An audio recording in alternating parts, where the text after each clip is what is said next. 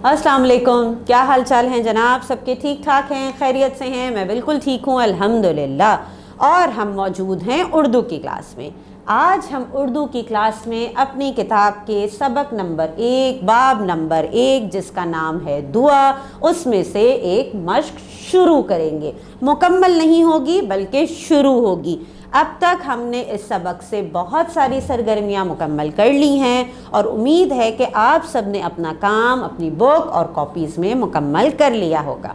तो आज हम कौन सी सरगर्मी शुरू करेंगे, ये मौजूद है आपकी किताब के सफ़ा नंबर 4 पे। जल्दी से देखिए सफ़ा नंबर 4 पे हमारे पास क्या लिखा है। जी, सफ़ा नंबर 4 पे मौजूद है तख्लीकी लिखाई। जी हाँ, आज हम शुरू कर रहे हैं मज़ेदार सी सरगर्मी तख्लीकी लिखाई की। क्या होती है तख्लीकी लिखाई? तख्लीकी लिखाई है कि आपसे कुछ लिखने को कहा जाए और आप अपनी तख्लीकी सलाहियतों को, इमेजिनेशन को अपनी इस्तेमाल करते हुए आप ख़ुद अल्फाज ढूंढें, फिर उन्हें जुमलों में तब्दील करें और उसके बाद उन्हें तरतीब दे के एक आप काम मुकम्मल करें। बिलफर्ज आपसे नज़म लिखने को कहा जाए तो आपने नज़म के लिए अल्फाज इकट्ठे करने हैं, उसके बाद उसके जुमले बनाने हैं यानी मिसरे बनाने हैं, फिर उन मिसरों को तरतीब भी देना है। ठीक है, तो आज हम बात करेंगे तख्लीकी लिखाई में। यहाँ लिखा क्या है? यहाँ लिखा है हमारे पास कि आपने पहले भी नज़में लिखी हैं यानी पिछली क्लास में। ठीक है, आज हम एक नए तरीके से नज़म लिखेंगे। आपने देखा होगा कि इस नज़म दुआ के हर दूसरे मिसरे का आखिरी लफ्ज़ एक ही है, साईं। शायरी की ज़बान में हम इसे रदीफ़ कहते हैं। ज़रा सा पीछे जाते हैं अपनी दुआ की जानिब, तो हम दुआ में देखते हैं कि यहाँ पे हमारे पास शेर मौजूद हैं बहुत सारे। हर शेर का आखिरी लफ्ज़ यानी हर शेर के दूसरे मिसरे का आखिरी लफ्ज़ हमारे पास एक ही आ रहा है। कौन सा आ रहा है ये देखते हैं। जी, जैसे है यहाँ पे कि याद है रोज़ अज़ल का मुझे पैमा साईं, तू मेरा रब मेरा मालिक मेरा ईमा साईं। इसमें लफ्ज़ आ रहा है दूसरे मिसरे में आखिर में साईं। तीसरे शेर को देखते हैं। यहाँ लिखा हुआ है मेरी हर शाम तेरे नाम से रोशन तर है, मेरी हर सुबह की खुशबू तेरे फरमा साईं।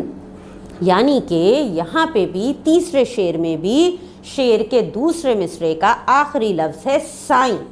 तो इस तरह से ऐसा लफ्ज़ जो बार बार इस्तेमाल हो रहा हो आखिरी लफ्ज़ के तौर पे, इसे हम रदीफ़ कहते हैं।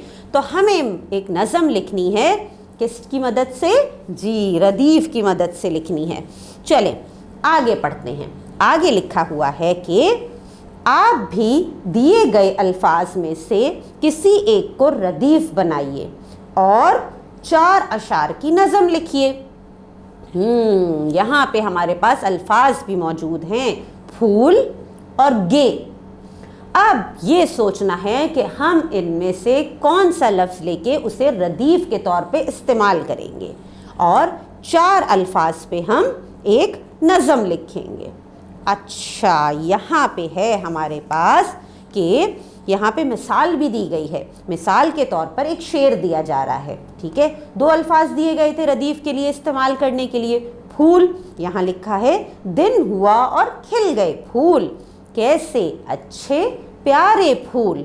और दूसरा शेर एक दिया गया है दूसरे रदीफ़ को इस्तेमाल करते हुए, रोज़ स्कूल को जाएंगे सीख के कुछ हम आएंगे।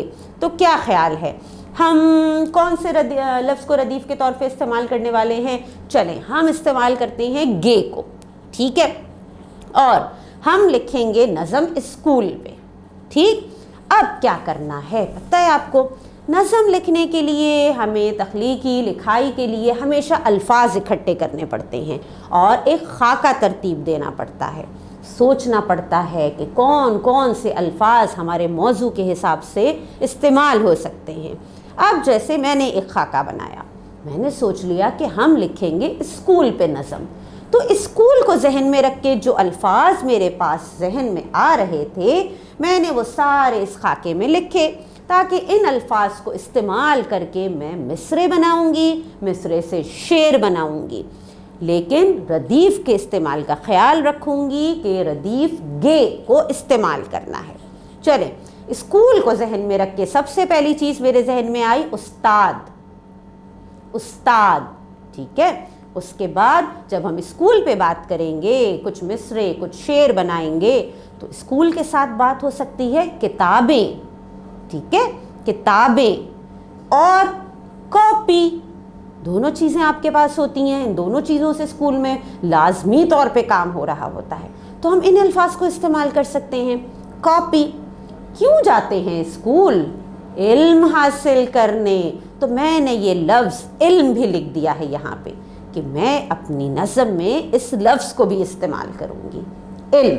پھر اسکول کو سوچتے ہوئے کچھ کتابیں، کاپی کی بات ہو گئی، پڑھائی کی بات ہوئی، علم کی بات ہوئی، تو پھر میدان، جی اسکول کے میدان کے بارے میں بھی ہم کچھ لکھ سکتے ہیں۔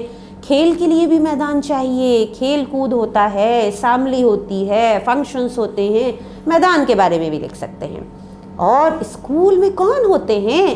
ہمارے بہت سے اچھے دوست ہوتے ہیں، تو میں نے یہاں پہ ایک لفظ لکھ دیا دوست، ٹھیک۔ اور کیا ہوتا ہے؟ پڑھائی ہوتی ہے، علم تو حاصل کرنے جاتے ہی ہیں، لیکن ساتھ ساتھ کھیل بھی ہوتا ہے، جی کھیل کود بھی تو ضروری ہے، تو میں نے یہاں پہ لکھ دیا کھیل، ٹھیک ہے۔